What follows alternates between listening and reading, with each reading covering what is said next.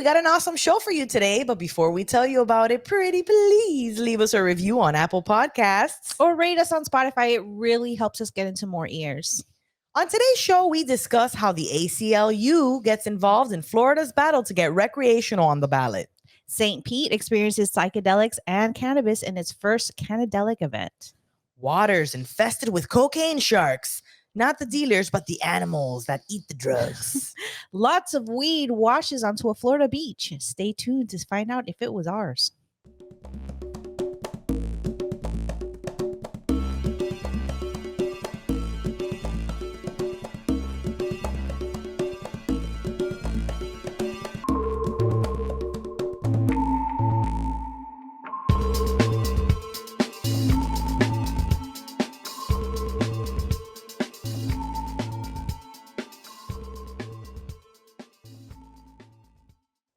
Hey, you made it to the smokiest podcast in town. I'm Sunny D. And I'm Captain J. And we're the Pot Smoking Moms. Hey, if you like the show, do us a solid. Please rate, subscribe, and share. Be friends with us on all social medias. PotSmokingMoms.com is our website. I am so ready to get this session. Oh, hell yeah. Let's do it. What do you got today? I got me some Miami High Life Jealousy. It's an evenly balanced hybrid strain, and it's a cross between Gelato 41 and Sherbert. Very nice. I got myself some lemon cherry gelato. I had a pre-roll and it was so good that I was like, let me get the whole flower, please. It's a hybrid weed strain made from a genetic cross between Sunset Sherbet and Girl Scout cookies. Dominant terpene strain is caryophyllene. If you got something, or you could pause and pack something if you want, or roll something if you want. But if you got it, smoke it one with us. Let's go. Cheers. Oh, damn the wind.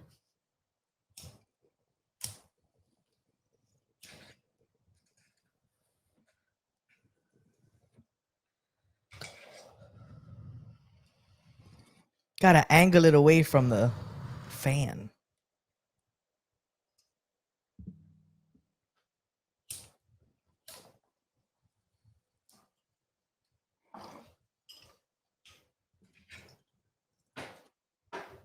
Yeah, we have a fan in here because it's been so damn hot. It's ridiculous how hot it's been outside. It's been really hot. I think it's the hottest I've ever felt. Like, it's in the 90s hot every day. Yeah, it's pretty fucking gross. Have you seen the stories about how hot the water is and how it just keeps getting hotter and hotter every day, and it's the hottest it's been in recorded history? Really? Mm-hmm. I mean, I've heard there's about parts it, of the ocean that are over 100 degrees. Yeah, when we got in the water, it was fucking really warm. Yeah, soup warm. The last 3 days of rain, even though I know it wasn't a blessing for you, I know it was nice to like cool off a bit because it was like super hot. My AC got a rest with the cast over days that we got. I just feel like it's been raining. It's been hotter than usual. It's also been rainier than usual. And I mean, granted, I'm like, you guys, I flooded again. I'm like, and I only hit up a few people as soon as because I was just like, and I hit you guys up like, yo, this shit happened again. But we're fine. Like, so we had the roofers come. It rained like crazy, and it was like, this is so fast in the span of 2.5 hours, man. It's like the sky opened up and just poured down on us. And it was crazy because it was like thundering and lightning outside. The lightning was really hard. Scary that day. Well, the water started cascading again into our little indoor patio atrium. And my husband was like, oh, it's starting to do it again. And I had never seen someone run up to the roof so fast. He jumped out there in the middle of the storm. He looked like Lieutenant Dan. Oh my God. On the ship. Like, it was storming. I was so nervous. He was trying to see if he can unclog stuff or move the drains to see if the water can go, but the water was coming way too fast. It was at one point he got back in the house, and I was like, I felt like, because you feel like hopeless. Like, what do I do? There's nothing I could do. Like, I was telling your husband, there was a one point where my husband was like, oh, get the towels, and I'm just like, I just started hearing that Tame Impala song, "Let It Happen, Let It Happen," because it was just like it's unavoidable. Let it be. Yeah, exactly. Let it be, bro. It's coming. There's no way we're getting away from this. It's happening. So it's pretty annoying. Fighting the good fight and putting a prayer in there. The roofers came, put a little band-aid on the boo-boo. Hopefully permitting will be done before the end of the week and we can, get the new roof. But let me tell you, we're in the middle of hurricane season. They need to get this done yesterday. Are you, girl? Like, what if a hurricane comes? The entire time it was happening, I was like, I want to fucking sell my house and just leave. I even hit up Sarah Beth Timmons. I was like, yo, I want to get out of here. Like, I want to move. This is the second time I think I hit her up going, I want to go. I was looking at Vegas. Why her? She's not a realtor. She sent me because I had talked to her. You want to go to Utah? No, because I had talked to her about moving. She actually sent me some listings in Utah, and houses are expensive everywhere. Yeah. She sent me the houses in her neighborhood because she's like, come move next to me. And I looked at the houses and I was like, damn, bitch, they're as expensive as they are here. Like, for that, I just stay here. I'm sorry. Like, I'm trying to get a better deal. Where's the deal here? Vegas so far. Maybe there you could actually get homeowners insurance, unlike here. What do you mean? Like, all the homeowner insurance companies are like leaving here or pricing people out. It's really hard. Are you serious? Yeah. Well, anyway, I mean, yeah, everything sucks, you guys. Everything just sucks. Like, except for the beaches. The beaches are nice. But there's too hot now. They're gonna be human soup in the beach. I went on Sunday and it was nice. Last Sunday, yeah. It didn't feel hot. It felt nice. Well, I was surprised.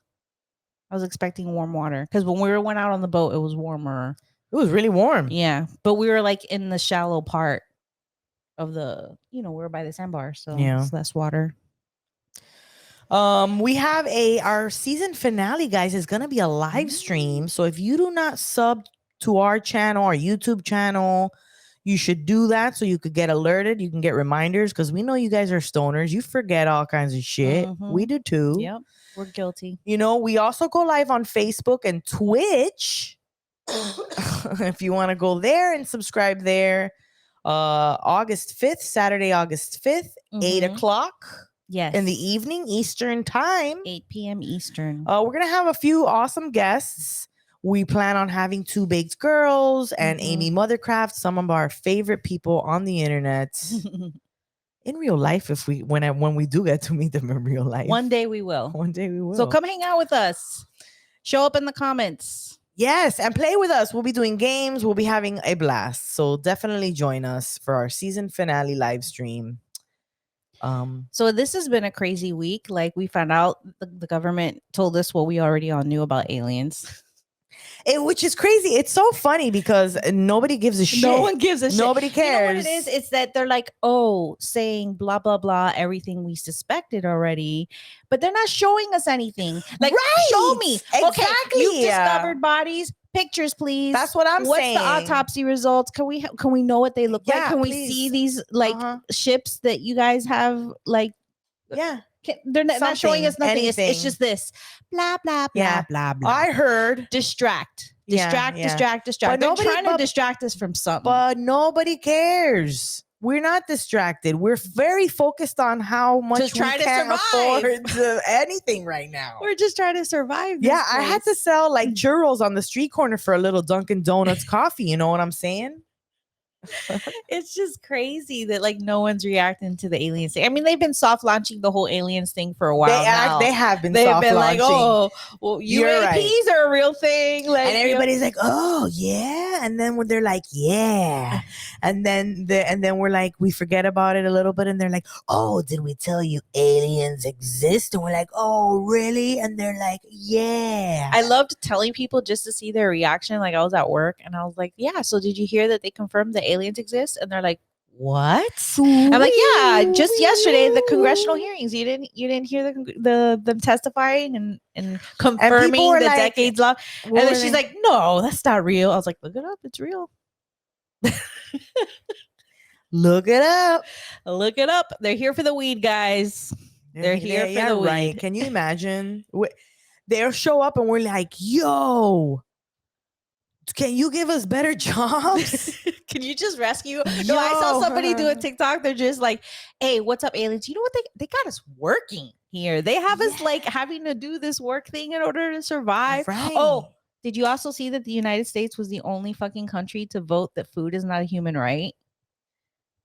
I had seen that somewhere. At the UN, they did like a vote, like what are human rights? And then they're like in the red. They're the only country that voted that it's not a human right. How embarrassing. I said they, like it's not us. I know, because it's embarrassing. We don't even want to associate ourselves with the United States of America. How can they say it's not a human right? Yeah, no, because the people are awful here. People are awful here. Like, we want to control bodies. We want to you cannot, we want you to have the babies. But once that baby's born, fuck it. It's your problem. It's your problem. And I'm like, I'm always complaining to my mom. I'm like, yeah, everybody wants you to have a baby until you have it. And then everybody's like, what? Who? We got things to do. We can't help you with your baby. Like, dude, I posted a story today that was like, it's like Tom Hanks going, where's everybody? And it's like, hey, this is me looking for the village. Everybody told me he was going to help me with my kid. Yes, there is no village. You're the village. But anyways. And also this week, Sinead O'Connor, may she rest in peace. I know. I saw that. That's so awful. Sad. So sad. She was great. Struggling with mental health for many years. Oh, she was. Lost her son like a little bit over a year ago. So yeah, awful. Poor. I mean, yeah, that was terrible. I was kind of blindsided. I was like, what? Yeah, that was like, and she was fairly young. She wasn't very old. I didn't know about like people were posting about her on TikTok and stuff, of course. About when she went on SNL and ripped up the picture of the Pope. Right. I was like, oh shit, I didn't know that was monumental. Yeah, that was very monumental. And I feel like I think ever since then, everybody was kind of like she was blacklisting really speaking out. Yeah, that's where her career went on, like down the drain after that. Yeah, about the Catholic priests and the she's speaking out about it when no one was saying anything. Stuff. Right. Right. So may she rest in peace. Yeah, she was a badass woman standing up for the rights of other people. So, yep, may she rest in peace. And then I heard somebody say that she was just about to come out with a new album. Oh. Yeah. Well, I guess we'll hear about that. I guess we will. Have you watched anything? I went to go see the Barbie movie. Oh, I have not watched anything. You got to go see the Barbie movie. I know. You said it was so good. I laughed. It looks really fun. From beginning to end. Looks like such and then cried in between. Yeah. Yes. There were sad parts. Is it like them realizing things and like becoming more human or whatever? It's a really good movie that speaks to the woman's experience of like from being a little girl to growing up into womanhood and like just how hard it is to be a woman in this world when it's a man's world, So it's like there's a few moments where I got emotional. And I don't want to give anything away. I know. There's like a montage moment where she's trying to figure out who's playing with her. And then later on, you find out, I don't want to give it away, but it made me cry as soon as I realized. I was like, oh my God. It was really good. You got to watch it. It's cute. And I see a lot of people going out and getting dressed and all the girl groups getting together. I posted in the, somebody, I think Jenny asked in the Patreon if anybody wanted to go. Right. I saw you guys were planning on it. That was cool. So we went to go see it together. And she's like, are you wearing anything pink? And I'm like, I don't own anything pink. Like, I don't really have pink stuff. Right. So I wore like the closest thing I had to pink, which was like, I guess like a fuchsia kind of like I heard some ladies were getting out there cracking out the quinceañera dresses and like going all ball gown Barbie full and on shit. cosplay Barbie. Yeah. That's awesome. And guys going as Ken and like I love when people get extra for movies, man. And I loved like I was seeing TikToks of like people going to premiere night, like opening night, and everybody all dressed up, and like when they're passing each other on the street, everybody's like, hi Barbie, hi Barbie. Oh, and everybody's saying so hi Ken, hi Ken. Like all the Kens were saying hi to each other as Ken and Barbie. It was like I was like, this is so exciting. And it's like I think it was the biggest premiere night in the female director's history. Oh wow, that's great. And I think she made over double her budget in like opening night or something like that. Yeah, Greta Gerwig is fantastic. It really makes me want to see more of her movies. I seen Lady Bird. I thought it was a great movie. I'm really psyched to see the Barbie movie. It's so good. You know what I feel is so great, and it's so crazy that it's like at this moment in time, right? I feel like suddenly the last few months have been filled with a lot of good movies. We've taken our kids to the movie theaters, which is something we had never done. We hadn't even gone personally to movie theaters in a really long time because of COVID. It was very far and few between, very couple of times here and there. But like suddenly the last couple of months, it's been like this thing, and it's the whole movie theater experience. And it's like seeing your kids really like and be a part of the whole movie theater experience and getting to sit and watch a movie. And I love going to the movies. And this Barbie movie is kicking fucking ass while people are striking, which is so, it's beautiful. It's beautiful because it's kind of like, look, bitches, look what we could do. Mm-hmm. You know what I'm saying? It's very, and you're part of it. You feel like you're part of it because you're filled with that excitement to go to the movie theater and see this movie that everybody's talking about. People are getting dressed. People are, showing up to the movie theaters, have little Barbie boxes for people to take pictures. It made me want to buy a Barbie and just be like in that moment again.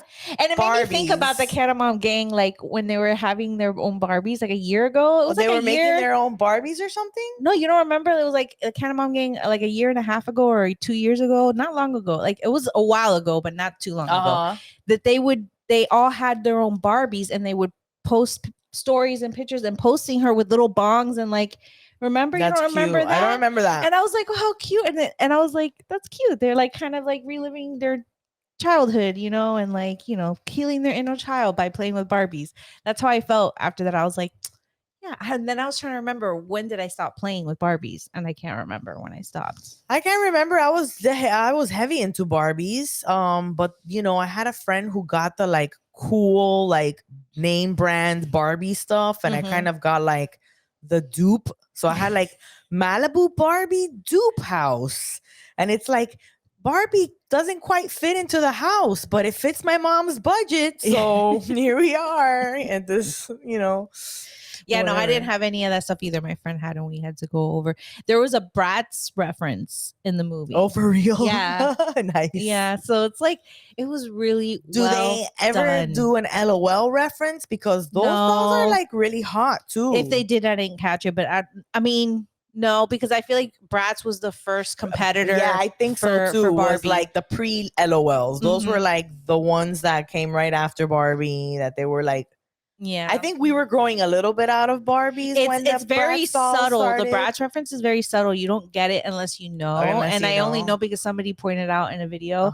And like the main character's daughter, like her name is Sasha, which is the name of one of the Bratz. And like when she encounters her, she's sitting at a table with 3 of her friends, and it's like the 4 Bratz dolls all like sitting there. Yeah. So like they're supposed to represent the Bratz dolls. That's pretty funny. It's cute. It was very clever. The costumes look so good. Everything looks so beautiful. Everything looks so great. Yeah, very. Issa Rae is President Barbie. I love her. I want to that's one of my main reasons for wanting to go see her. And Ryan Gosling is awesome. Yeah, he's hilarious. Yeah. Have you, when he's on SNL, it's like a knock out of the park. He's fantastic. He's one of those people you want to see there. Like, I've had the Ken song stuck in my head all day today. And then it's the, what is it? The damn Casa. No. Damn, I don't want to hold it up. Trying to remember it. Don't do it. Don't do it. Don't do it. It's so funny. Don't do it. I want to watch it. I don't know how soon I'm going to get to watch it, and then everybody's talking about Oppenheimer. Everybody's doing Barbie / Oppenheimer. I've seen TikToks where people are like, Barbenheimer. I'm gonna watch one and then turn into something. Watch another. I wanted to see both movies, but I don't know if I could do like over 5 hours. Obviously, you would have to do like, I need to take a nap break between like maybe do one movie, go have lunch, and then come back and do the other movie. Go have lunch, take a poop. Because back to back, that's like over 5 hours. I mean, hey, some people can do it. The young people. I can do it in my house when I can pause it and be able to go potty, no problem. Exactly. But in the theater, I don't know if I can handle that.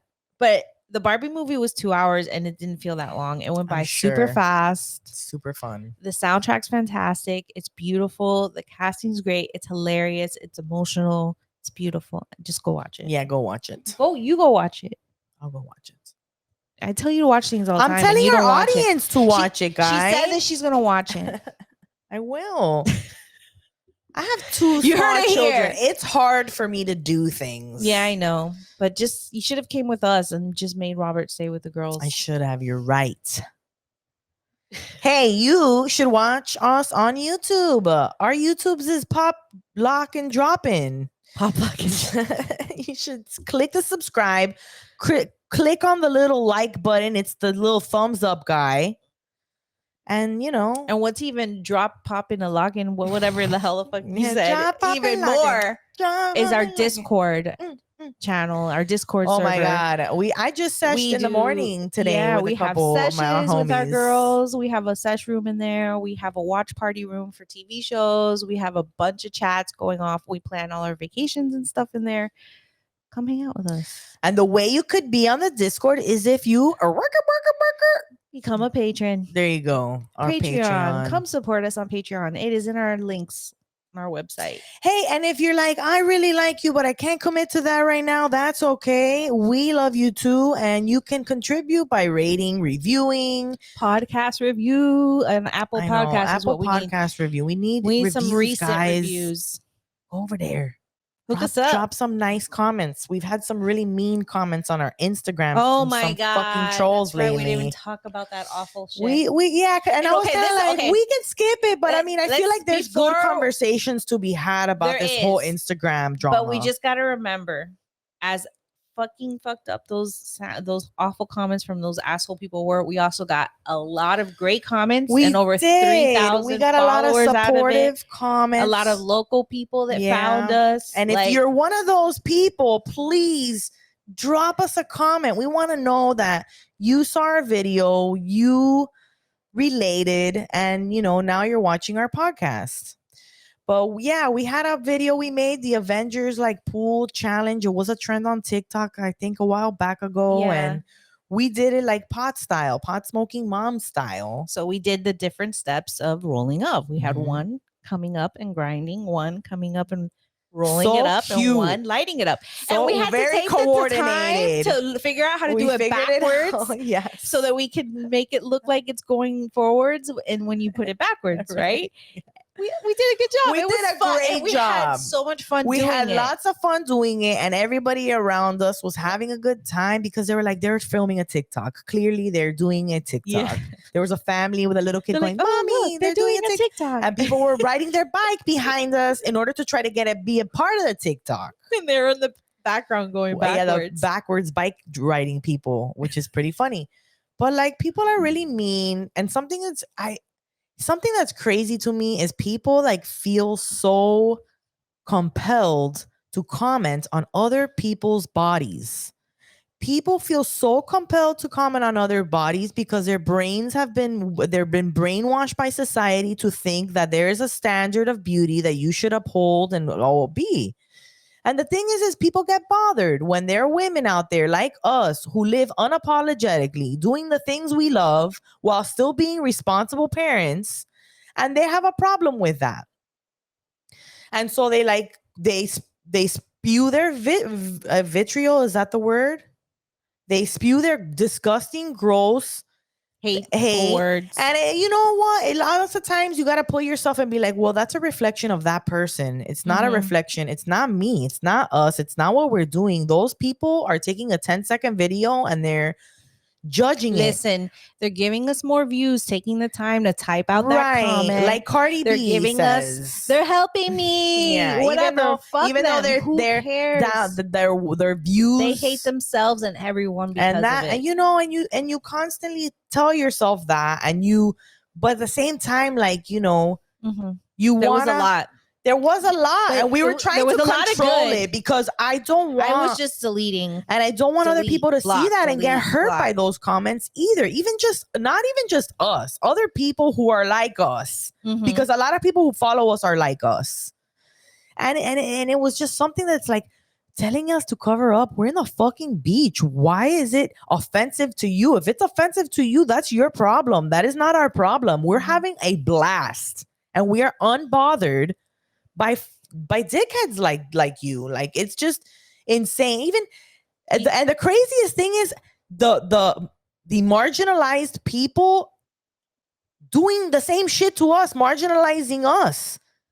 We had other people from other communities, very marginalized communities, coming after us. And I was just like, that's ironic. But again, this person has issues because obviously they're holding things against us. They don't know us personally. But we also had so many like love and likes and happy comments and reshares and inspirational. Next time invite me. Like, oh my God, I want to be there. Like, so that's what I try to focus on. And I try to just block. I know for sure. The more you're going to be on the internet, the more we're going to encounter these assholes. And I know. like and especially when your video gets picked up by on the wrong side of the algorithm, people are going to have a lot of stupid shit to say. And you're just going to have to fucking roll with the punches. And it was too much at one point. It was just like, and we turned got to over 500,000. Yeah, 500,000, bro. Yeah. And I feel like that video could have kept going, but at the expense of what? You know what I'm saying? Like that, like to have people just shit all over it. I don't want it to be about. It would have been people shitting all over it and people giving it love. Yeah, I know. You got to remember that it's not just the shit that's coming in. There was also lots of love. Yeah, and people on our side and saying how it was very creative. Yeah, you're welcome. Yeah, it was very I was like, we should do it like this. Yeah, it was great. And you know what? I would like to get some more people from the local area to join us up. We need to do another beach meetup. That was a fun day. Get together all the time. Hey, you know what else we do all the time? It's our favorite segment, y'all. Let's go.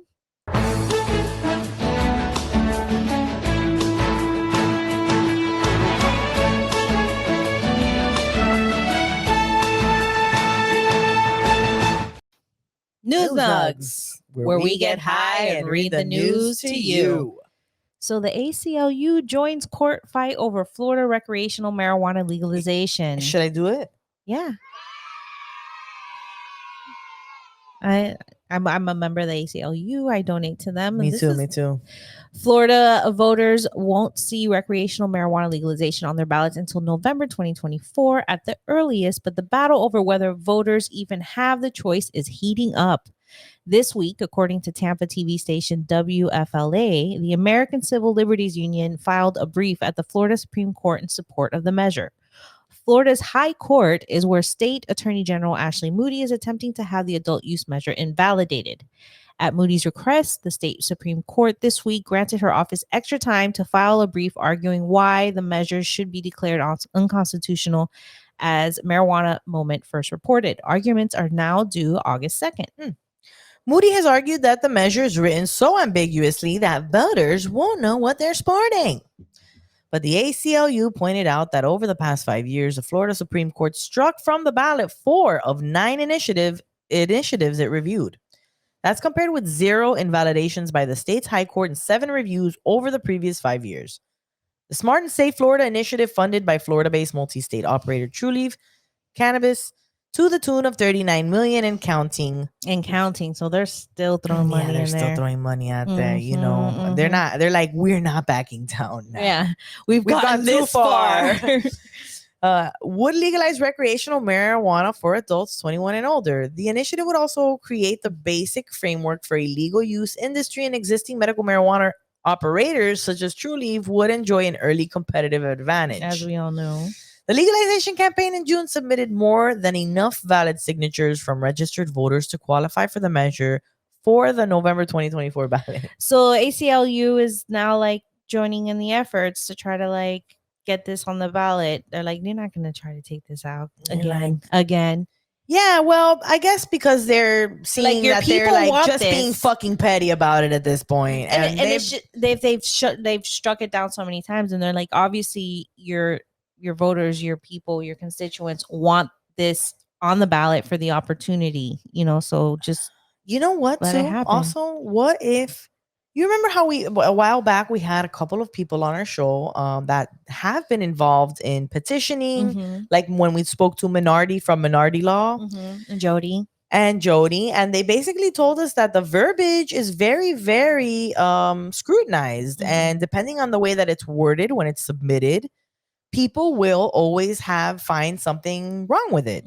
And so that's why this time when they did the smart and safe, they decided to leave the home grow out, right? To simplify it, because of the whole, they try to say it wasn't a single subject amendment by having both legalization and home grow on the ballot, right? And so they're trying to create a separate initiative for the home grow. My problem lies in there, are they going to put in as much money for that as they did for... definitely not. Truly, he's not going to put any money into that. So but that's why it would have to be a grassroots effort, like the people.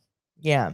So, but right, that would be why this ACLU is now saying like, hey, you've done this way too many times. Like we've kind of just gotten the meat and potatoes here. Like this is... And as fucked up as this petition is, that it doesn't have really social equity programs, it doesn't have home grow, it doesn't have all the things that we feel should be included in legalization.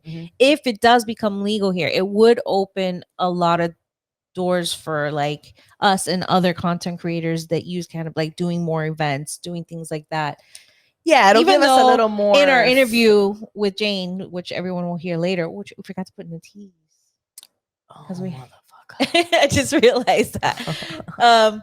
She talks about how hard it is to legally do events. Right. All the things, the hoops you have to, and all the funding you need to do because of those hoops that are put in place. Yeah. And how like even Nevada is only really the first place that really took the initiative to try to do the consumption lounges and stuff. Yeah. So speaking of doing stuff in the gray area and not being so on the up and up. Right. Yeah.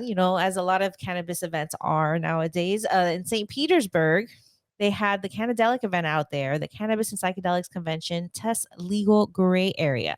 So we've been to Cannadelic Miami. It's a great event. They have good speakers, a lot of good vendors. A lot of our friends are vendors. Yeah. And we've seen a lot of great products there, and there are definitely, I guess, things that you would say are not legal to Right. It's in the non-specific category of, it could be not legal.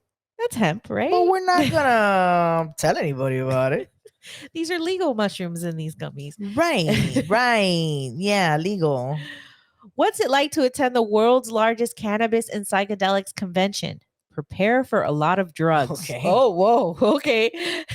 The telltale scent of cannabis was strong, even in the entryway, winding through the factory, St. Pete, were a mix of small businesses that sell drugs. Oh my God, this article. Oh, they're like going hard. They're like really putting people out there. Yeah, they're like, sell drugs. Some blurring the line of what's legal in Florida and the U.S. Cannadelic Summer is a gathering of professionals in the cannabis, psychedelics, and other similar herbal products industries. The event, hosted for the first time in St. Petersburg on July 15th, is a spin-off of Cannadelic Miami, an event that launched last year under the stewardship of Florida cannabis advocate Peter Sessa and his wife Colleen. It's one of a handful of psychedelic events in the nation.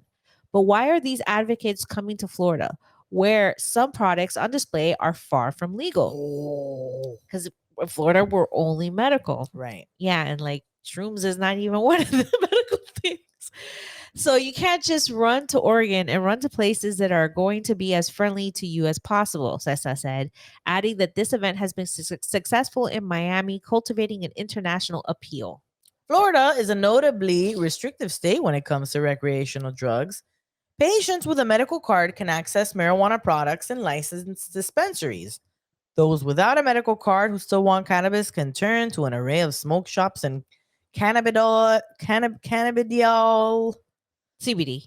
Yeah, or CBD dispensaries, many of which offer legal hemp-based products that still produce a high. Delta 8 tetrahydrocannabinol or Delta 8 THC is a chief example. We've talked about all the THCA all and the THCV and all the different ones we've seen at conventions. cannabinoids. Conventions much like Cannadelic. Psychedelics are another matter. Florida, like 47 other states, prohibits psilocybin, the psychoactive ingredient in magic mushrooms. Other types of psychedelic mushrooms like Amanita muscaria and red and white mushroom intended for small doses are technically legal. And local shops like Chilla Mushroom and Hemp Dispensary have started selling products derived from such mushrooms. So that the Amanita muscaria is the little red and with the white with dots. the white dots. We had that's those. So cute. The very we had the gummies Santa of Claus those at they're good. the Alternative Products Expo. But I even think That's the one we all had. I even think that's the kind of mushroom that might be in the Magic Kingdom. Which Magic Kingdom are you talking about? The gummies that we got. The Magic Kingdom gummies. Oh no. I don't know. I'm not sure about those. I thought you were like, I don't know why I was like Magic Kingdom what? Like the Magic Kingdom No, of? the gummies that we got, those Magic Kingdom gummies. Okay. No, I think the ones we had at the Alternative Products Expo, that was definitely that. Yeah, it was that one. Mushroom. Yes. But I think the Magic Kingdom ones also are. I don't think so. I think they are. Okay. They're just higher doses of it. Miami event brought in 13,000. Fuck, 13,000.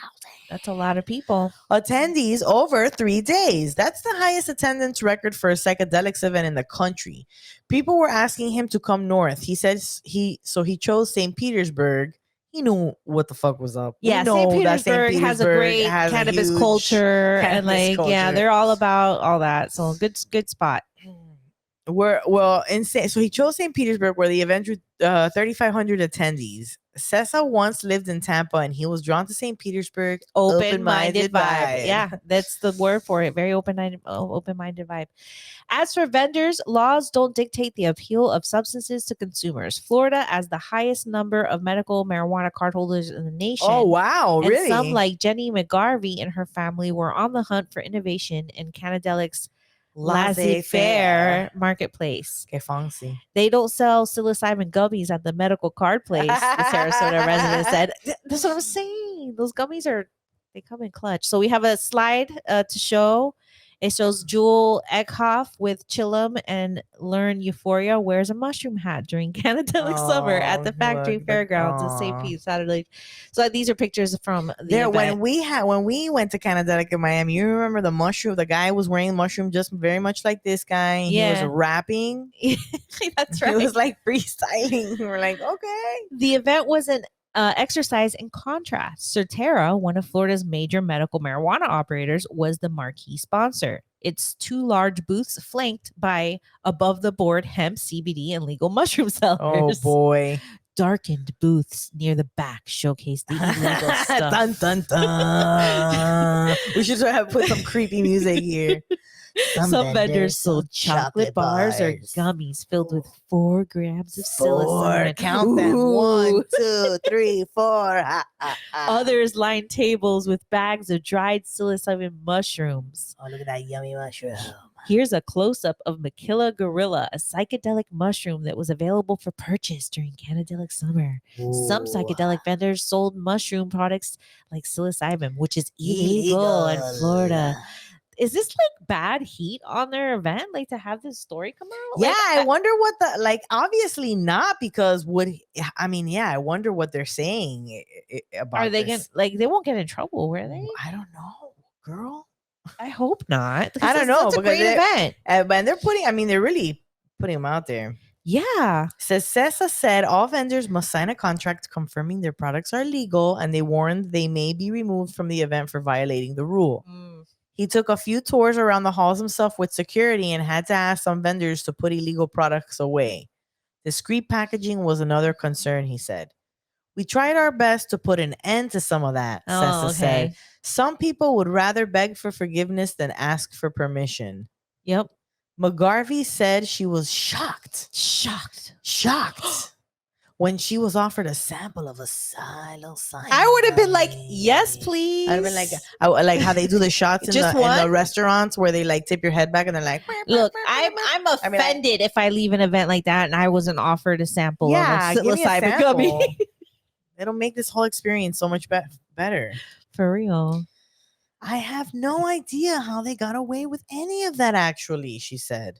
It's not frowned upon like it used to be, so maybe everybody's turning their head the other way. Sounds like it, People are getting lady. with it. They get with the times. So gray areas in the spotlight. Other vendors towed the line like Greensmith Family Farms based near Daytona Beach. Owner Jacob Smith has a license to grow hemp plants. Though he doesn't own any retail shops, he didn't need a retail license for Cannadelic, so he sold hemp flower and research and development flower. It's a flower that hasn't been tested, so who's to say whether it's cannabis or marijuana? They look identical, Smith said. So basically, it's like, yeah, we're a hemp farm, but this may or may not be. And you know what? Like sometimes I feel like right, like I rather know what is up, because when we went to one of those one of these events, they're like, oh, this is THCA. and you're like, okay, Is it weed? so Like, what are we to what does that mean for me? so they You have, know? there's another slide that shows these guys that they were just talking about. It says here, Jacob Smith left and Chris, who requested his last name be omitted, Oh boy. assist customers and organize their containers of cannabis under the brand name Hemped Up. They operate in a legal gray area. Oh my goodness, they're just putting these people on blast, right? Like, I mean, I don't know. We should show them this article and be like, "Hey, what do you guys what do you Are guys you think about this enjoying- article?" are you We enjoying- think they went in a little hard. Oh, see, look, they are about to talk about THCA. Oh, look, yeah. So Smith is capitalizing on what he calls a gray area under federal and state law. As a grower, he's not required to get all his products tested unless he's preparing them for sale in a retail shop, he said. Another business, tobacco and hemp retailer Spiritual Highness, advertised products I with like that name. THCA. Right. Marijuana plants are often rich with THCA, particularly when they're fresh, but the substance isn't technically federally prohibited. It's only when the THCA is burned that it produces the psychoactive compound Delta 9 THC that is mostly banned at the federal level. What that means, Sessa said, is that the hemp growers can get away with growing plants that are chemically identical to marijuana plants and selling the resulting products. The argument is this is just hemp until I light it up. He said. So it's just like, look, I am selling this to you, but you can't set fire to it because that's when it becomes illegal. Yeah, when you set fire to it, you're on your own, homie. That's on I have you. I'm nothing not to do telling with you it. to light it up. I'm just saying, look, here's hemp. Like maybe, I don't know. So Austin Jones, who owns a hemp lab and retail store called Divine Wellness that ran a booth at Saturday's event, said he sees events like Cannadelic as a training ground. Cannadelic is more tolerant to some vendors who are maybe operating in a more flexible space, he said. You get a chance to see a market that's developing in anticipation of a changing legal framework. They're getting ready for when it becomes more mainstream, more permitted, more distributable. Why Florida? Sessa sees Cannadelic summer as a way to move Florida forward. This is how change is made, he said. You have to push the envelope in places where it's not a mature kind of thing. For Sessa, the cornerstone of the event isn't the vendors, it's the speakers who addressed the legal landscape for psychedelics, equity in cannabis, and other topics. He wants to normalize cannabis and psychedelics, which he calls plant medicine. If people Which can he say, calls, but that's what it is. well, I'm right, but you know how sometimes I feel like people overuse it, and you're just like, okay, plant medicine, But it is right, plant it is plant medicine. It is. If people can say, see, I told you this event was just people trying to get as high as possible, that's the opposite of what we're trying to accomplish, he said. Making the point. So here, attendees listened to a discussion panel about sex, cannabis, and psychedelics during the Cannadelic summer. Panelists also tackled topics like equity in cannabis, the legal landscape, and holistic wellness. For Kyle Olbenberger of Colorado, participating in a Florida event was a principled push for access and addressing cost barriers. Olbenberger founded Full Canopy, a company that sells supplies allowing customers to make their own psilocybin over 4 or 5 days. Yes. His products are legal in all states but Idaho and Georgia. In the current wild west of psychedelics, he's seizing an opportunity to make sure the nascent industry centers on health over profits, he said. The best thing we can do to enhance legislative access is set a good example, Obenberger said. We're trying to be as responsible as we can. Use science, have good intentions, and give somebody something that's reliable and repeatable and reputable. Reputable. Reputable. Well, the 3 R's: reliable, repeatable, and reputable. Wow. Well, like they're just like putting our events. They did a whole story about it. They're man. like, hey, they're selling illegal shit. They're like, hey guys, this event is awesome. That's what that. The next year is gonna have so many people there. They're like, what? I could buy shroom gummies and weed that's not illegal till you set fire to it. I want to find out this last guy, Obenberger. I want to get a kit. One of those. I want to do my own mushrooms. I want to see the whole thing happen. I want to see the process right before my very eyes. Hey guys, if you're not watching us on YouTube, you should stop what you're doing right now. Go over to YouTube at Pot Smoking Moms and start subscribe. Yeah, subscribe, like, review. No way, there's no review there. There's likes and comments and subscribe. Nice comments. Nice. Yeah, please give us some good comments over there, please, because YouTube is also with the negativity in their comments. Yeah, that's why I don't know. I'm shorts like on our shorts because that not on our videos out a little more randomly. That's usually our audience is watching our videos, right. But the shorts go out to the like public more, and you know it gets real dark. But anyways. On to our next segment, which is not dark at all. No. Dun, dun, dun. I love you, Miami. I love you, Miami.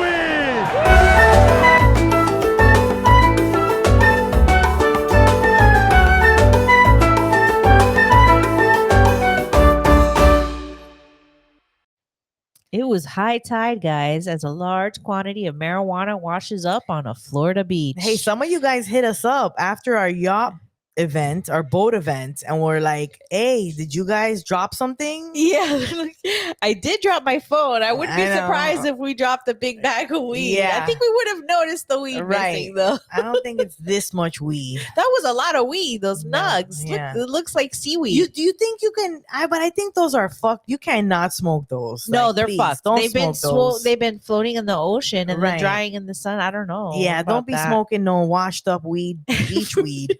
Okay. So police officers in Florida were busy over the weekend cleaning up a different kind of seaweed that washed ashore one of its beaches.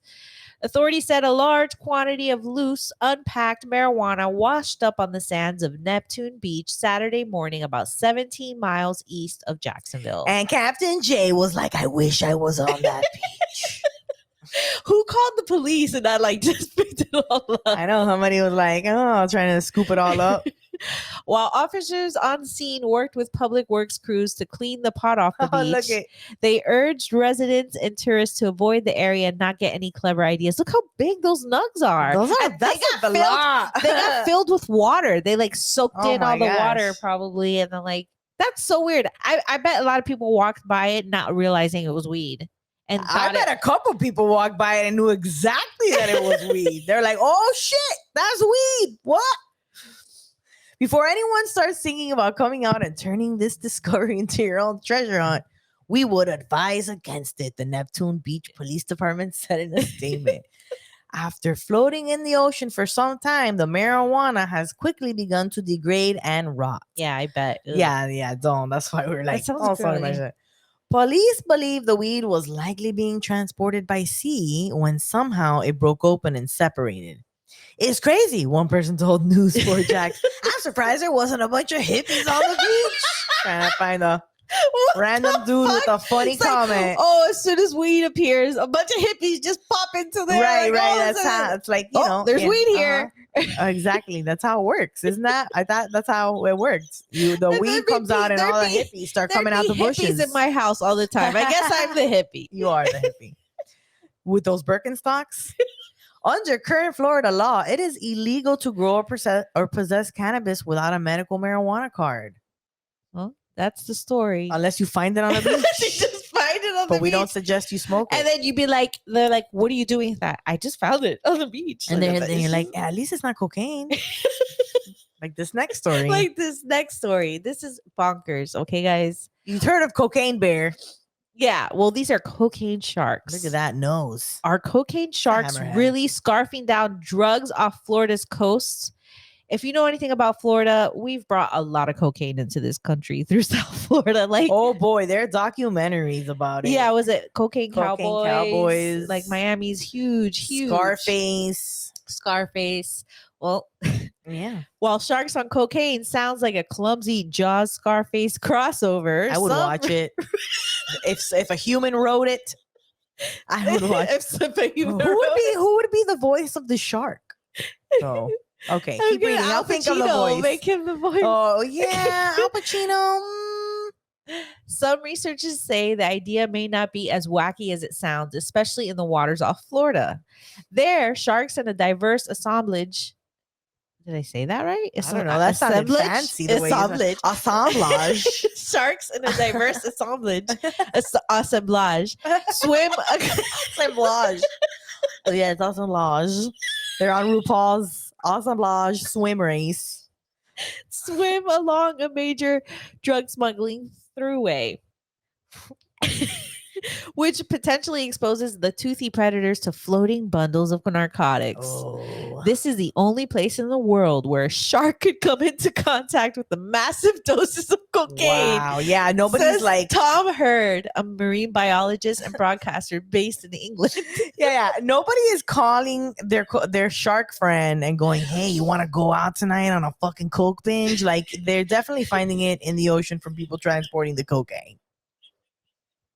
Only in Florida would there be fucking cocaine sharks. Right? So Hurd explores the plausibility of sharks ingesting narcotics in a new television special called Cocaine Sharks, which is part of Discovery's annual Shark Week. Well, we're now going to have to watch this. The eye-catching title is an homage to Cocaine Bear, a recent film about a black bear going on a cocaine-fueled rampage. Though the movie is very loosely based on a real event in 1985 in which a bear died shortly after ingesting several containers of cocaine that had been dropped from a plane over northern Georgia. Hurd thinks the chances of sharks encountering the drug is much higher than it is for most other predators, including bears. I fully believe that it's real, especially with the amount of cocaine that is washing up in Florida, Hurd says. And that's just the stuff that makes it to the beach.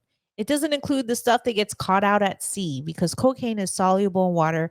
He says a shark swimming in the vicinity of a damaged package could theoretically get a contact high. Oh my God. Like, I'm already terrified of sharks. If you get a fucking coked up shark. I don't know. I know there's gonna be a lot of shark families being broken up by this cocaine problem. Poor little shark families. Oh my God. To test the hypothesis, Hurd teamed up with Tracy Fanera, an environmental scientist at the University of Florida, who studies how human pollutants impact sharks and other marine life. Living in Florida for the past 20 years, I've heard so many stories about these cocaine bales washing ashore, Fanera says. For that reason, I went from laughing at the idea to being fully on board with investigating whether sharks were consuming such drugs. I could tell. They're like joking. They got high one day. Yeah. They're talking about cocaine sharks. Oh, they saw cocaine cowboys. They're like, they saw Cocaine Bear. And they're like, wait. Oh yeah, Cocaine Bear. And they're like, wait. And Cocaine Cowboys. And they're like, wait. There's Cocaine Sharks what? for sure. And they turned it into an actual study. Yo, stoners at work. Oh, the team focused on the waters around the Florida Keys, a string of islands just south of the Florida Peninsula. Typically, drug smugglers drop their stash from lightweight aircraft south of the Florida Keys, probably for boats to pick up. Thanks to ocean currents, some of those drugs often wash up around the Keys. We should hang out at the Keys more often. It's a whole other thing for keys, like kilos. Didn't they call those keys? There's keys in the keys. According to news reports, a boater there fished out a load of cocaine weighing 62 pounds on July 2nd. Only weeks after the U.S. Coast Guard confiscated more than 14,100 pounds of cocaine, worth an estimated $186 million. Oh my God! That was being smuggled through the Caribbean to Florida. And in January, 2.3 million worth of the drug washed up in Florida Keys and was turned over to the U.S. Border Patrol. It's a lot of cocaine. Yeah, tell me about building a fucking wall. Like, what, are you gonna build a wall in the through? fucking ocean? Well, come on. The Keys' balmy waters are also a hotspot for sharks. Several species swim here, including tiger sharks, hammerheads, and bull sharks. Heard and Fanara jumped in the water near the Keys with several sharks to see whether they could observe anything fishy about the animal's behavior. Okay. So, in one instance, a normally wary great hammerhead shark swam toward the divers. This species, which can grow up to 20 feet long and weigh well more than 500 pounds, leaned to one side as it swam, making the normally graceful shark look unusually wobbly. Because sharks' streamlined body, the because their streamlined body help them effortlessly slice through the water, any snag in their movement is easy to spot. It's almost like noticing that someone graffitied the Mona Lisa. Okay, that's a weird analogy. Hey man, we've analyzed things in such weird ways that like Erd says the divers also observed a sandbar shark swimming in circles as if fixated on an imaginary object. What?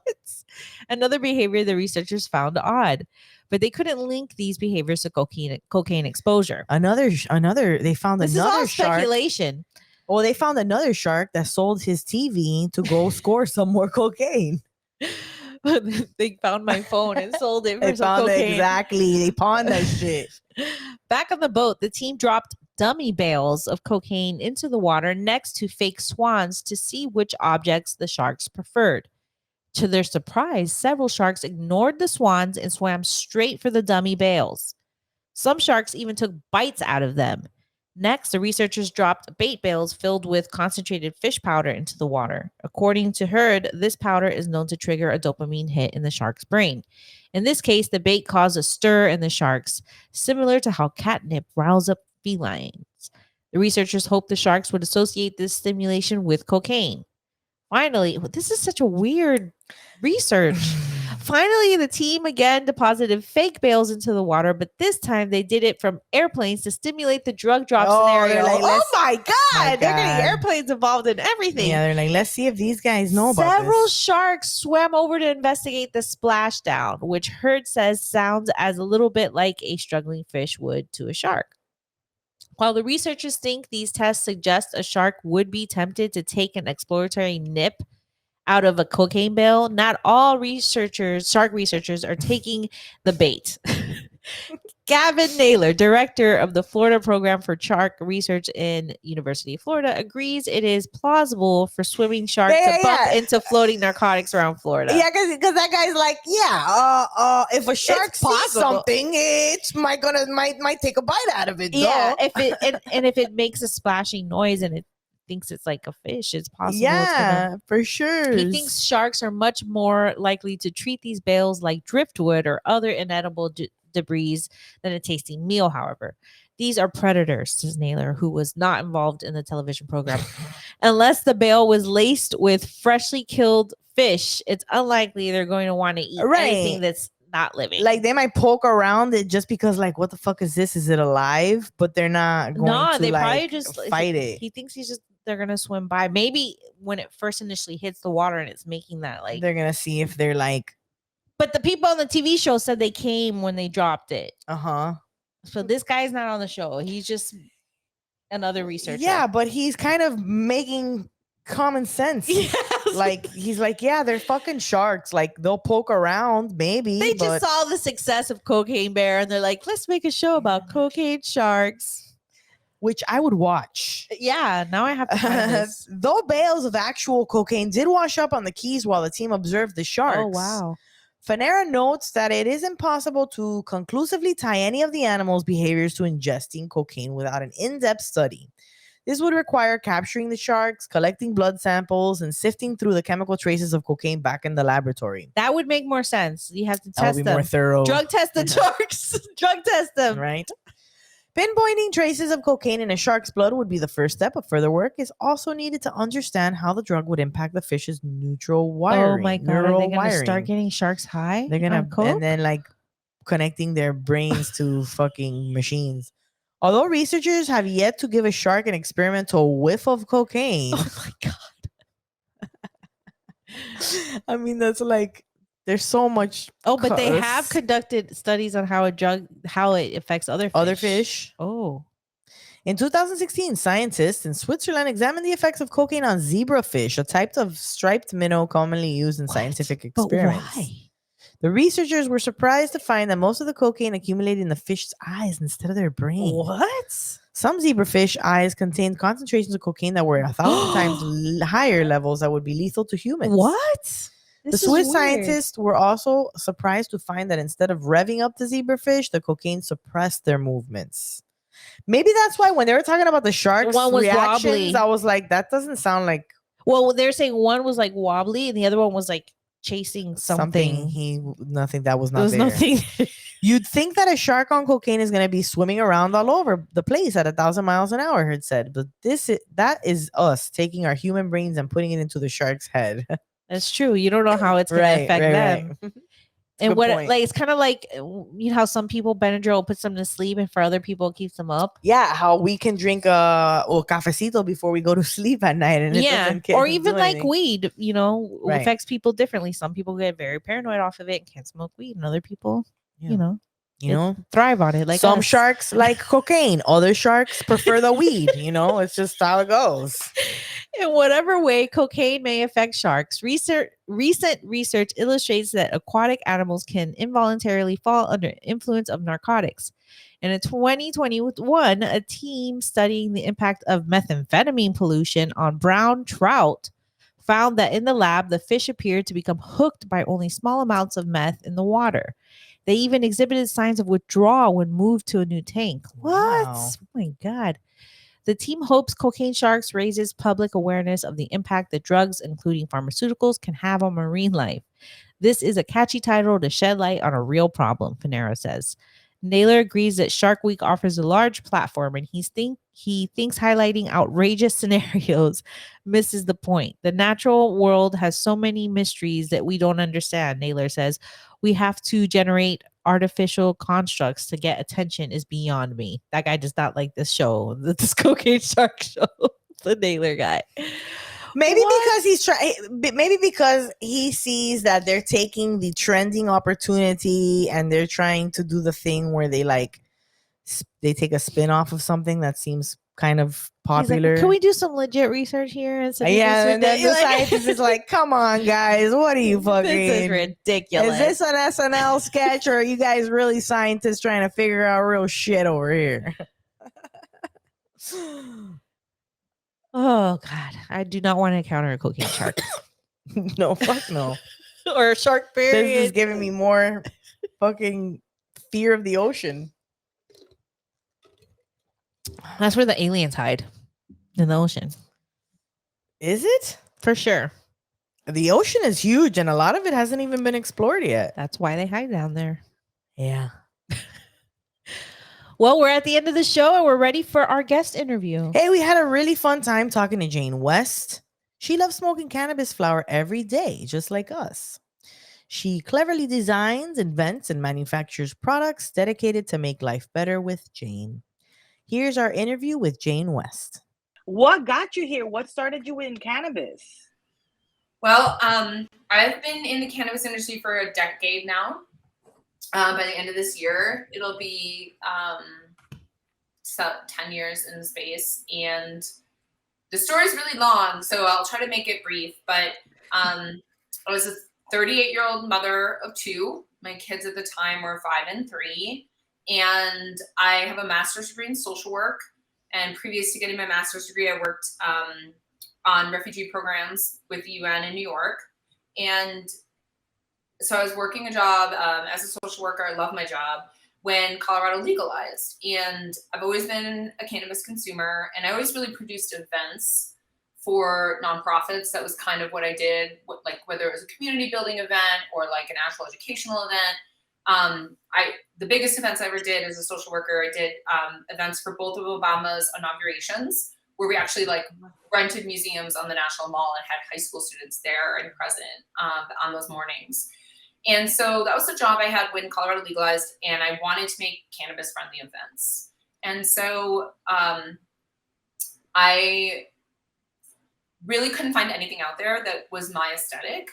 I was trying to just attend some events to meet people, and it really wasn't anything that I like felt comfortable at. In some cases, not even safe at. And additionally, I naively believed that social use was like right around the corner. I mean, we're selling millions of dollars in cannabis in the state, and obviously adults need somewhere to go to consume it together, or there would be tents at concerts soon, and even festivals that celebrate it perhaps. Like all of that felt very attainable and close. And it's amazing that this far along, none of us really have anything like that, that we can attend, despite now billions of dollars of cannabis being sold in this country. So at the time, like very wide-eyed and idealistic, I put together an event series. So it was just one event a month, and they were at art galleries. Actually, one art gallery owner chose to host it, and I had private chefs and live music, and it was a cannabis-friendly event, and that's what it was billed as. And so it got a lot of press, and in fact, it got so much press that a little part of my story made it onto, and these were just like a 2-hour event. Like it was a cocktail party I was doing for fun. It was not really business necessarily. It was like my little pet project. And part of my story made it on the 5 o'clock evening news with Brian Williams, after I had only held one event. And as a result, I was asked to resign from my job.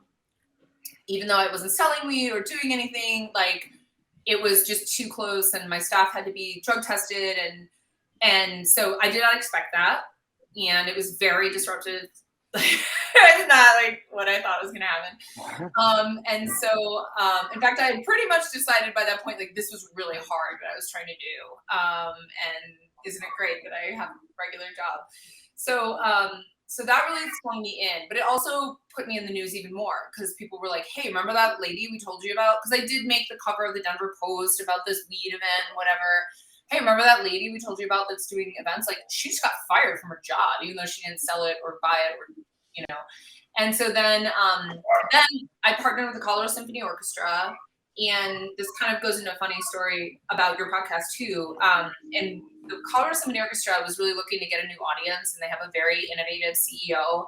And we decided to turn the summer events into fundraisers for the Colorado Symphony, leading up to an event even at Red Rocks, where the whole symphony orchestra on a Saturday night would be performing at Red Rocks in an event called On a High Note, sponsored by local cannabis companies. Yeah. So that got a lot of attention. We were on CBS This Morning, and also Nightline. Juju Chang flew out and followed me around for 2 days before the event, and was there with the whole film crew at the event. Wow. And we had this whole event called On a High Note. And so that was just the first 6 months. But like so many things in cannabis, and because of so many like stereotypes and regulations and authorities, a lot of the story doesn't get better from there. So the mayor of Denver was not having it at all. And so he sent a SWAT team to one of my events after that. And so I ended up with criminal misdemeanor charges and couldn't host any more events. And also the part that ties me into you guys a bit, like I was Googling, pot smoking moms, like getting prepared for this interview and whatnot. And it reminded me of this, like how things have changed in the media, because, and this is actually still pretty prevalent, like the negative stereotype of cannabis and the words used and how things are framed and how it's looked at, especially when it comes to women and moms, is so different than really any other group. And my example of that is that like Juju Chang came to cover my Red Rocks event. I'm in like a flowing dress. It's the symphony orchestra on a Saturday night. Like the whole piece was about that, right? So, but when the piece actually came out, this 7-minute piece covering it, the title of the piece, which you can Google on ABC right now, it was on the main page. That's what reminded me of it. Like I Googled pot smoking moms. The title of the piece was called Pot Smoking Moms Unapologetically Getting High. I love it. Unapologetically getting high. But it has nothing to do. They were like going for clickbait. For real, the whole big thing is time about the clickbait. event. Like in one piece, me and my friends are like smoking pot in a kitchen. Like, Oh my God. Are you the one where they asked about like being high while taking care of your yes, kids? And that's you me. were like, oh my God. So many people have tagged me in that video of that interview with you Yep. where you turn around and you go, I wish people would just not ask me that like that. Yeah. I wish people wouldn't ask moms that question. That's Yeah, ridiculous. yep. I don't think my kids should watch me smoke a joint or consume any form of like combustible substances. But you're not opposed to being a little bit high in front of your kids. I am.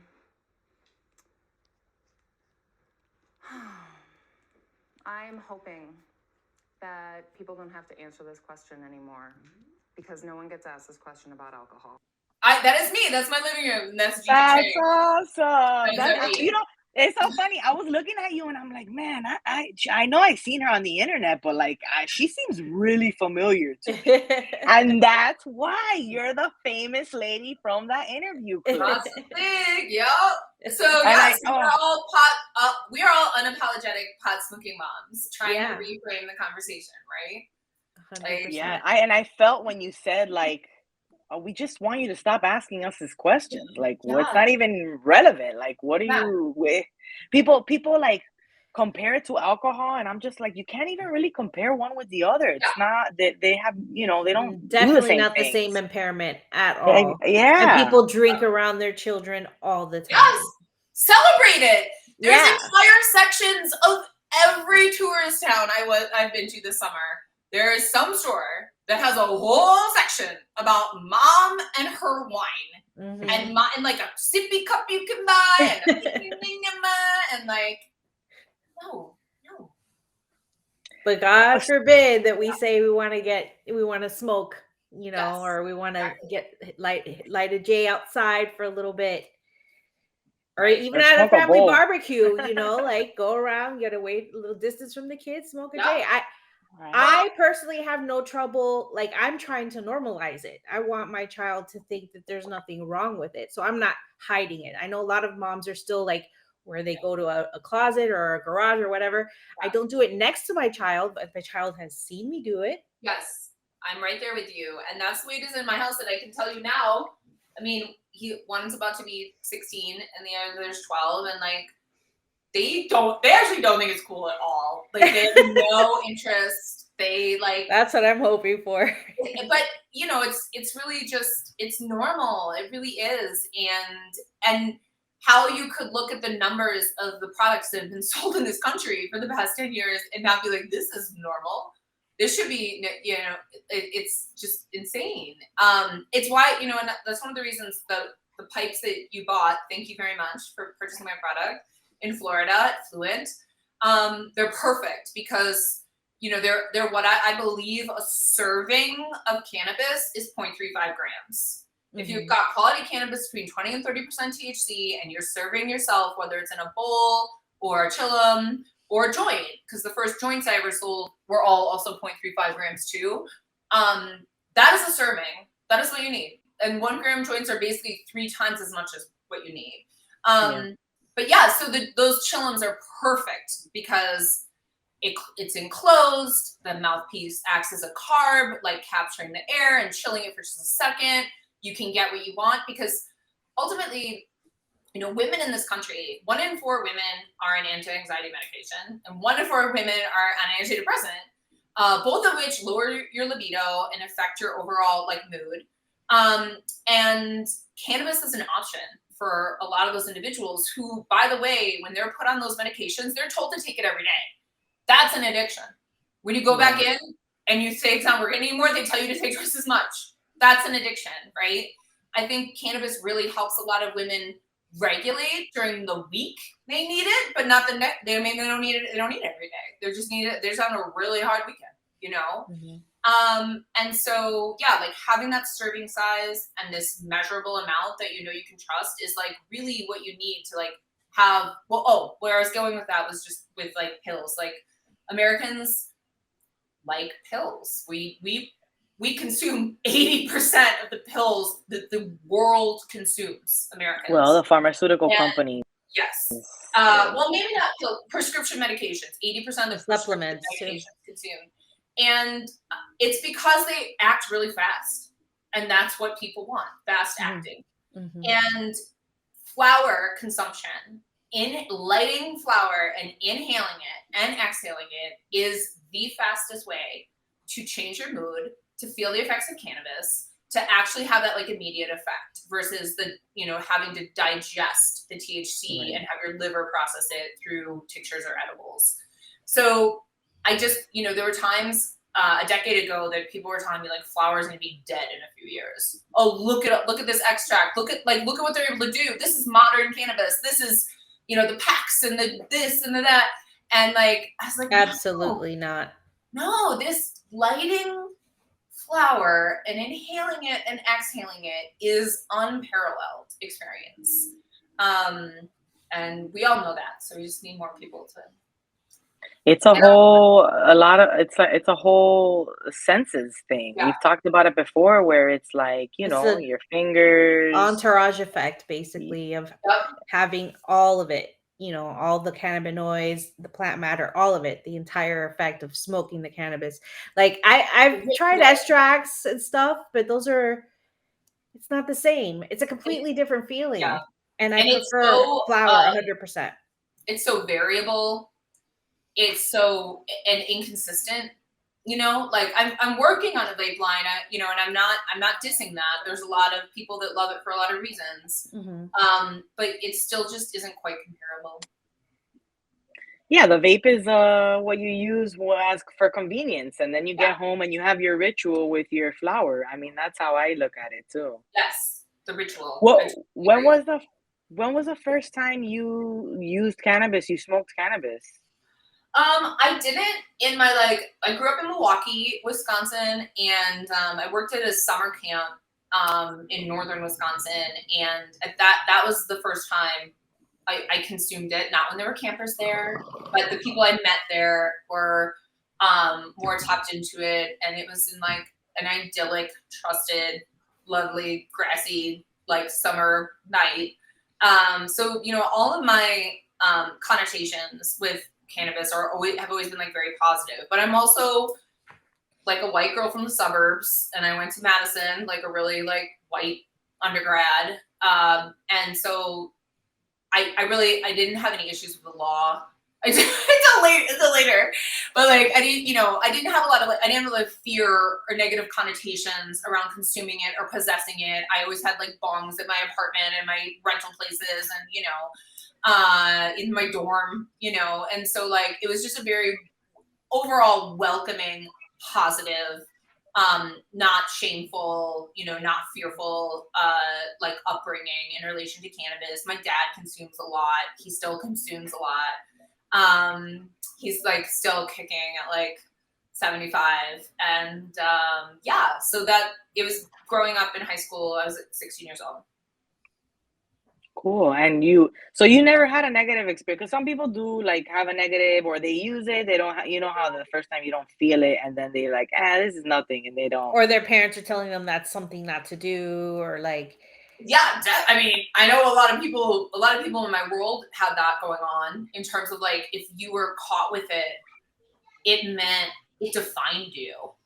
You know, if it was, Tommy, I found weed, and you know, and it's like that, like, suddenly totally redefines you as a person. You don't want other parents hearing that. Yeah. Right. You know, especially in the 80s, because like I was a teenager in the 80s, and that's like, that was the Nancy Reagan, everything, like the hardest drug laws. Yeah, there. Mandatory minimums. No one give it like cannabis as a Schedule I drug. It's insane. It's medicinal. So yeah, definitely. I even think, you know, we still don't even really realize on a full scale how much we've been like raised to believe how negative it is. Especially I'm hopeful And I love working with young people. That's what I always did before. And I'm hopeful because this next gen is like so open-minded, and we have like psychedelics and mushrooms. I'm currently in the final steps of my mushroom line. I own the Jane West brand name in the nutritional supplement category. I'm like prepared to do this. And, you know, they just have such a more open mind to these things. And like beyond just Nancy Reagan's DARE program and the fried egg in the pan, like your brain on drugs, like cops started in the 80s and 90s. And that was basically like watching the war on drugs on a Friday night. Mm-hmm. Oh my God, cop.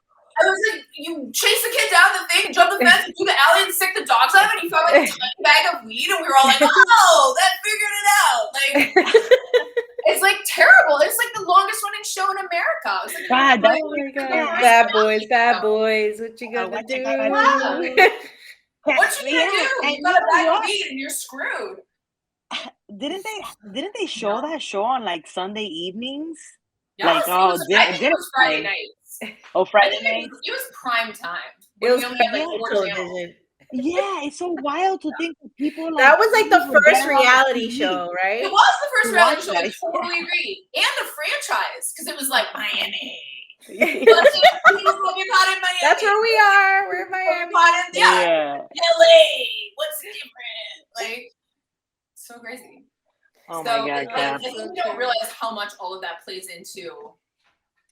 Yeah, into the narrative, into all the narratives they continue to. We grew up with this, exactly, the War on Drugs campaign, the DARE stuff, curriculum in school. We were told all the time that it's just the wrong thing. And there's still that curriculum going on. So like, I'm waiting till my son gets that day in class where he's told that. I was like, wait, I think that's what my mom's doing. I know. Yeah. Is that cannabis, what they're calling marijuana?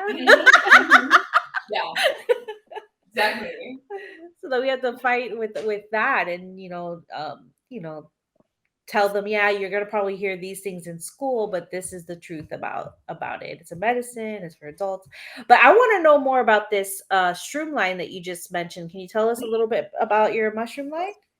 I'm concerned about what I'm seeing happen in the psychedelic sector. I just attended like I had a big event in my home actually for this large psychedelic conference that happened in Colorado this past June. And, you know, there are concerning things already happening, that there's like 2 corporations and you've got to have all the licensing and you've got to have someone like initial information coming out is that like these sessions are going to be in the thousands of dollars. And, you know, it's removing people from access to plant medicine.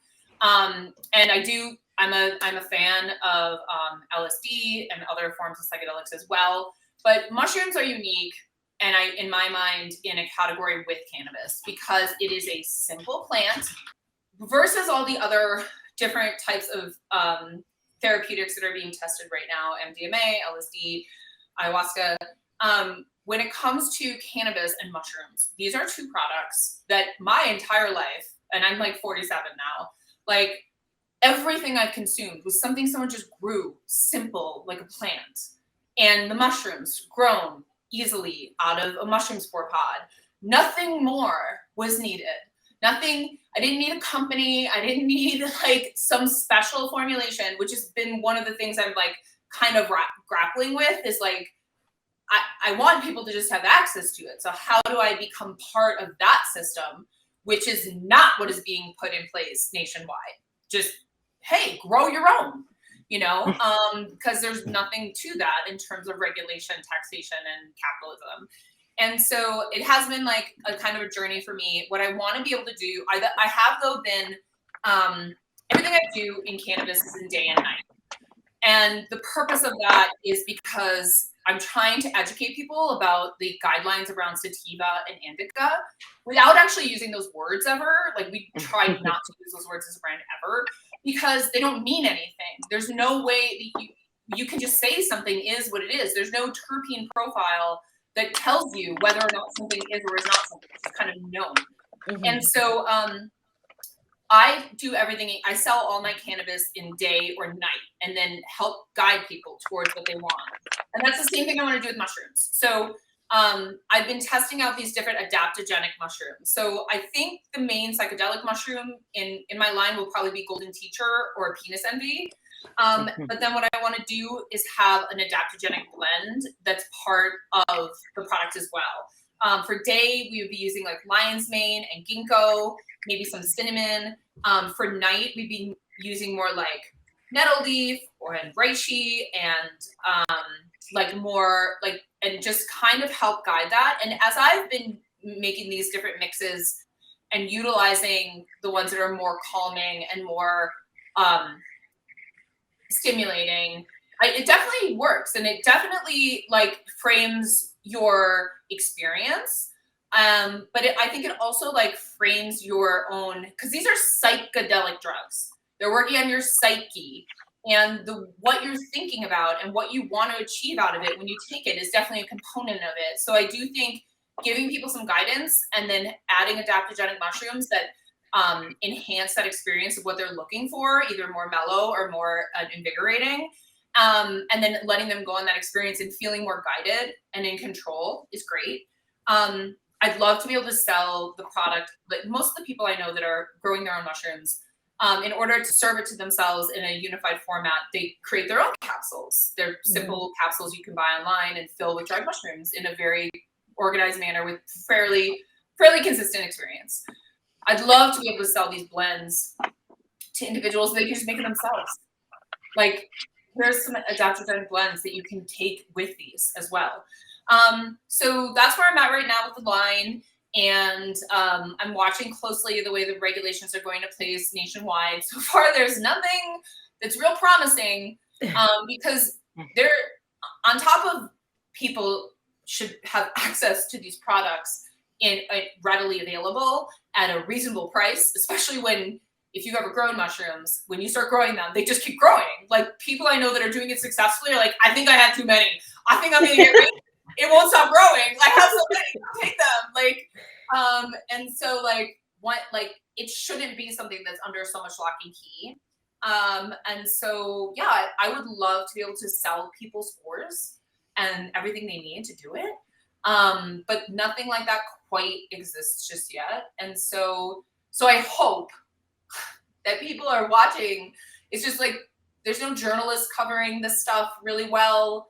So many of the media coverage of it is basically financial reports of publicly traded companies covering this, and we really need people educating Americans that they should be fighting for their right to grow cannabis and psychedelic mushrooms on their own without any concern for legal action, and have the ability to alter their own consciousness with the plants they grow in their house. Right.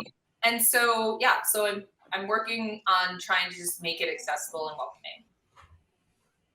Absolutely. And I mean, it's the tip of the iceberg with the mushrooms. I feel like there's still a lot of moves to make with cannabis and research and everything. And now everybody's like talking about, I mean, whatever, we called it Molly, but MDMA. Now everyone's like, oh, we call it Molly. MDMA. We're like, you guys used to talk shit about us for taking that and going dancing and having a good time. Right. Now everybody's using it for therapy. Everybody's like, oh, it's therapeutic. Well, and the exciting thing about that too is that, and that's where I understand the need for a regulated environment, because what we were taking that was Molly, and this ties into what I said earlier about was not Americans. It's not pure MDMA. Yeah, Americans wanting immediate effect. They want to be like, oh, this is good. Oh, I like, it's Molly is generally MDMA mixed with an amphetamine. Mm-hmm. And that's why you're up all night, and that's why you feel it right away. Because if you're taking pure MDMA, you're taking a smaller amount than the pressed pills that are usually on the illicit market that could also be extremely dangerous. And you're having a different experience, because really these MDMA assisted therapies don't actually start engaging until about 45 minutes in, if you're really doing it the right way. And so that's another component of educating people, okay, let's do this. Let's have a pure experience, which so many people, haven't, but they got a taste of it. And it's absolutely something that is a mood lifting drug that has long-standing effects, the clinical trials that have been put in place with PTSD vets that are now, I mean, we're talking FDA approved. Like that's what's happening as we speak. The psychedelic conference here was training the trainer on these procedures and therapy sessions. The efficacy rate coming out of them is like 60%. And that's just not what any prescription drug is really doing. Very few prescription drugs have such an efficacy rate where the customer, after 1 or 2 experiences, is saying that it has permanently changed their outlook. So it's really exciting. I was going to show you. This is This is as far as we've gotten. We like. So those are the capsules of the blend you were talking about, the day and night. We're gonna call them caps, kind of like mushroom caps, like a little play on that. And then, just like a simple little pill. Then we have like our little recipe list, but that's where we're at right now with that. I like your style is so minimalistic, but it's so like elegant. I'm looking at all of your pieces behind you, and I love that piece. Do you have like a favorite piece of yours that you have? That's my new thing. So my new thing is my most exciting thing. My first glassware line was great for the brand and really exciting, but it was not the right deal with the right company. And so my goal with my second glassware line was to just make something truly different that was completely different than what I made the first time. And that also was designs that I owned 100%. And so just last week in Las Vegas, I picked up the final samples. I don't know any fresh. Of my 20s collection glassware, which we're in the 20s. This is our 2020s. Yeah. But it's also like inspired by a Depression era glassware of the 1920s. So. Ooh. Wow, that's beautiful. I love it. Things we have around our house right now, which most bongs, paraphernalia-based products, like they don't fit. It's not even so much that like it's a bong, it's that it doesn't fit the aesthetic of the rest of the things you own. But this like truly does. It has a really big, flat, wide base too, like for like not tipping, not spilling. Yeah. And it has a removable bowl and a removable down stem. Nice. So that so you can clean it really well, because you want to be able to keep your stuff clean. That's one of the biggest. Water filtration for cannabis flower is truly the best. It cools the air. It removes particulate matter. It's like everything you're looking for. But at the same time, most of the closed loop systems for water pipes they encourage the growth of grime and mildew. You can't get in there and actually clean it out, right? And so it was really important to me to have a piece that was easily cleanable and also something that is like more servable. Like, how bongs, you have to kind of turn them at a 45-degree angle. Yeah. And you can say, I'm going to hold it and smoke it and do it and then So these are also good for like a lounge environment. If God forbid someday we get to finally consume cannabis in a lounge setting. I know. Right? So Vegas is trying now. Yeah, they are. No, I was at one. It was lovely. And so this is also like, that is so cute. I love that. And you know what? You are so right about the grime and the bacteria. I was hitting one bong for a while, and even though I cleaned it regularly, I felt like it was giving me more phlegm, and I had to like get rid of it, and it changed. Like my lungs thanked me for it because it was really not good. Yeah, no, it's we're inhaling this product, you have to make sure it's like clean and good. This is the hand pipe that goes with the line. Oh, look at that color. God, that color is beautiful. I'm glad you like it. So cute. Thank you. And then I made an ashtray. The ashtray is only $30 to customers. And it's specifically designed to have a couple different components. First of all, your lighter won't fall into it. Nice. And then it's also made to basically perfectly fit a pre-roll, the size pre-rolls that are in the market. So, and there's like a little lip on it to like keep it in place. Also, the pre-roll should be burning at a horizontal so it doesn't like cone. So yeah, this is my like pre-roll ashtray that goes with the set. I love Very it. cute. Thank you. I love how you think of all the little details, and then design wise, it's just very beautiful. Thank you. I could totally just like walk through the container store usually, but for weed. But for weed. That, but for weed. Like, over and over again, you know? I could put my weed What in is- it. You could put your weed in it. How do you get inspired to make these pieces? I mean, obviously weed, it helps. Yeah, well, But it goes back to the events. Like, I wanted a bong bar at the very beginning, like that very first event that was on all the news channels. Like, I wanted a that bong sounds bar. so glorious. Oh, And I that just sounds like wanted it wonderful. to be 5 bongs that were the same bong that looked amazing. And instead, all there was basically bongs, Like beaker bongs. I'm joking you. And you know, they're bongs that look like this. Yeah, beaker bongs. Which like this isn't your lung size. This isn't any like this is crazy. Or what I did end up with was more like I found this super fashionable little one. Yeah, that's cute. But there were only 2. Like, because they're handmade and they're, you know, so you're either going with like giant this ridiculousness or you know, something that's so handcrafted, which like I love handcrafted glass. But American Jane, though, to be honest, though, like I have both of those. I have like the Daisy cute one, and then So do I. yeah, I think that's a quintessential pot smoking mom devices. You got your Mav beaker, and then you got your cute little dainty part of our arsenal. Yeah. So, but yeah, you see these like closed loop systems, like this one. There's no way to get in there. You can't get in there to clean it all, you know. And so you've got to figure out a way to make it clean, replicable, and the glass has to be strong enough to be able to, you know, be. Yeah, I break my bond. I break all my pieces. I don't know how I do it. I just do it. You know, here's a little pro tip because I'm working on a cleaning work. Please share. I love these silicone bags for cleaning my glassware because they're so thick.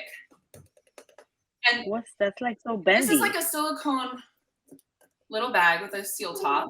Oh. So if you would take your glassware and put it inside while you're cleaning it, like to do the soaking process, it's just very the silicone is thick and protecting it. Yes. Yeah. Yes. While you shake it around in there. Exactly. Because most people are like, and then they hit it on something, you know? Yeah. I've done that. But there's a lot of silicone cleaning products out there that are really great for cleaning your glassware safely. Oh, like that baby bottle drying thing that kind of looks like grass. Yeah, yeah. Oh yeah. That's like the perfect thing to do with your glassware because it like holds it and cradles it. It won't make it dirty. Reported about farmers market. The farmers market. And how amazing it would be. The farmers markets for people to be able to go and sell what they've grown, their own stuff. Okay, so I do sell cannabis products in 10 states, and one of the reasons I understand how unfair, unjust, like the way this has gone, the people that own the American cannabis industry, it's so, it should be illegal the way cannabis legalization has happened. In some states, it's 100% publicly traded company or rich white dudes that own the whole thing. Like 100%. There's no room for anyone. They only gave out 18 licenses. They're locked up forever. Or in Virginia, there's only like 6. There's a really limited amount. There was a limited amount in New York. I'm getting to the point, which is I'm so hopeful after finding a true female-owned business in New York that is also like it's a farm where they do educational programming all the time. And she also was able to get, the hemp license that then could turn into the cannabis license. And they outdoor grew like 27% flower. And yeah, so because of all the bottlenecks in place in New York for getting a dispensary, they're allowing you to just go to the farm, like, because they weren't sure how else to do it. And you can't really transport it. So she is hosting events starting at the end of August, all weekend long, where you go to this farm, and that is where you go to buy your weed. And so it's like, it's an exciting like loophole that I'm sure will get crushed, especially if it works. Oh my God! But that it was kind of like a band-aid for now, and they're probably going to take it away. But I hope they don't, because that's amazing. That's the kind of access we need to be able to have, and the way we buy anything else, you know, like straight from source, farm to table, farm to pipe. Yeah. Plus, how nice it would be for you to farm just to even meet up with people and bring bring your own stash, and everybody switches. I have a friend out in Canada that tells me how she and her friends get together, and they each bring each other part of their grow, and they all share with each other. And because we all want diversity. You know, that's something that I think a lot of non-cannabis consumers don't understand is I want variety. Like in my dream world, it's available online and local people have their own businesses, and I can be like, oh, this just came up in, you know, the Pacific Northwest. Oh, look at what they're growing down in Puerto Rico. Oh, I want to get, you know, like you're just ordering it online, these different harvests that come through. Cannabis eBay. And I love what you said about this woman-owned farm that's outdoor grown, as cannabis should be grown, like outside instead of under artificial lighting and stuff. I mean, obviously indoor grow has always been great, but like the way really weed's supposed to be grown is out in nature. I totally agree. I completely agree. And I think that like it's a way more well-rounded experience when you have cannabis that was grown with like the full ultraviolet light of the sun. It's just different. And I get the indoor thing, but like a lot of the push toward indoor and the like attitude that like it's the only way to go has a lot to do with the OG groups who had to do it in cement blocks because it was illegal, and this was, you know, had to be indoor. And so I get it, and there's a lot of amazing techniques that you can do when you can control the light and all the other aspects, but the sun does a great job. And I really have found that like the flower, sun-grown flower, like that's the stuff that I would smoke maybe a whole gram joint of, because it's just like well-rounded. God, what do they sell down here? I mean, I don't think anything survives in the conditions out here. I don't think anything. No, everything in here is indoor. Everything here is indoor. No. Everything here is indoor. That's why I wish I could like compare. They could do outdoor here, but I don't think it's allowed. It's not allowed, and it would be very hard, and it would be like fair, like, and this is weird. It's like this is the same way it works with like everything grown for alcohol. Like there's a terroir, I'm probably pronouncing that wrong, but it's like the land and the atmosphere that makes the, you know, grapes. Yeah, the Pacific Northwest is amazing. My initial partners in British Columbia, Tantalus Labs, created Sun Lab, which was completely off the grid greenhouse, and their stuff was fire, and it was just like rainwater fed. And so, yeah, you do have to have the right environment. But hey, you know, this is why we need to legalize everything, because I think the environments in Florida are great for some of the medicinal psychedelic plants that, you know, thrive along the equator. Yeah, someone growing in my ceiling actually recently. Somebody, what'd you say? No, I had a leak in my ceiling, and it was so mushrooms bad. Were growing out of it. Mushrooms were growing, so I was joking about how. That's exactly what I mean. Yes. Yes. Natural. All natural. They're gone now, thankfully. I feel like, you know, I just pictures. You know, have you seen those videos of how the mushrooms, they communicate with one another with the spores and stuff? They're all I could connected. just imagine. Yeah, I know, they all talk to one another. It's crazy. Yes, there's like clouds of the spores, and they do the thing and the stuff, and there's I've seen so many different kinds. I mean, like, not consumable, obviously, but like we do have like such a humid terrain that I've seen so many different kinds, even just in my backyard, different mushrooms, really wild looking ones. Yeah. I mean, that's really like, that's like a good concept to like, after you're done with your bracket project,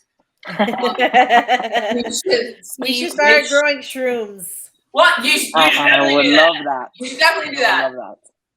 But you should let's try to figure out which upcoming psychedelic plant-based medicine thrives in like 80% humidity and, you know, high temperatures. Which would thrive best here in Florida. Yeah. Even though lately it's been in the 90s. It's awful. It's so hot. Awful and well, I don't know how you guys do it. We too come to Colorado because it's like we're a mile high and so it's very arid. Oh, it's so beautiful. It's even like October is my favorite time to go because it's kind of cool still. It's like you could see, we don't see the leaves change here. That's not a thing here. Yeah, no. You're gonna they're either dead or they're alive. It's no in betweens here. So we hope you enjoyed our interview with Jane West. Please follow her at Better with Jane on Instagram and visit her website, janewest.com. There you can see all the beautiful pieces that she's designed. I love how she really takes the time in her designs to consider everything about the experience when you're using a product like that. Yeah, and everything. I love her designs are very clean. They're very clean. Pleasing. Yeah, and they're very classy and elegant. And yeah, we love her products. Hopefully we can link up with her out in Colorado in October. I really hope so. That would be awesome. You know, and when we were talking to her, I couldn't believe that when we were on TikTok, there was that video that she was talking about. Oh, the pot smoking moms unapologetically getting high or something like right, that? Pot smoking moms unapologetically getting high. We'll drop the